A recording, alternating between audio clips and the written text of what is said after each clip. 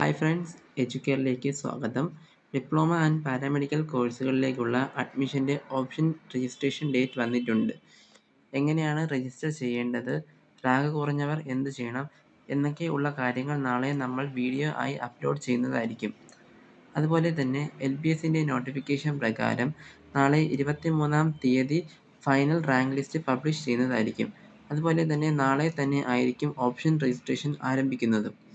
23 September മുതൽ 27 September വരെയാണ് option registration date ഇപ്പോൾ നൽകിയിരിക്കുന്നത്. നിങ്ങൾ നിങ്ങളുടെ മൊബൈൽ ഉപയോഗിച്ച് എളുപ്പത്തിൽ എങ്ങനെ ഓപ്ഷൻ രജിസ്ട്രേഷൻ ചെയ്യാം എന്നുള്ള വീഡിയോ നമ്മൾ നാളെ ചെയ്യുന്നതായിരിക്കും. കഫേയിൽ പോകേണ്ട ആവശ്യമൊന്നുമില്ല. മൊബൈലിൽ തന്നെ ലോഗിൻ ചെയ്ത് എളുപ്പത്തിൽ ഓപ്ഷൻ നൽകാം.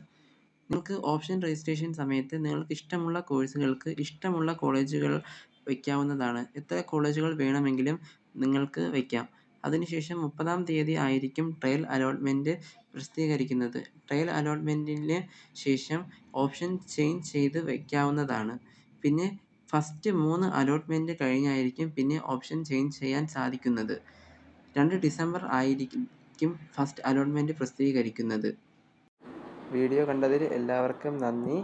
വീഡിയോ ഒന്ന് ലൈക്ക് ചെയ്യുക, സബ്സ്ക്രൈബ് ചെയ്യുക, ബെൽ ഐക്കൺ കൂടി എനേബിൾ ചെയ്യുക.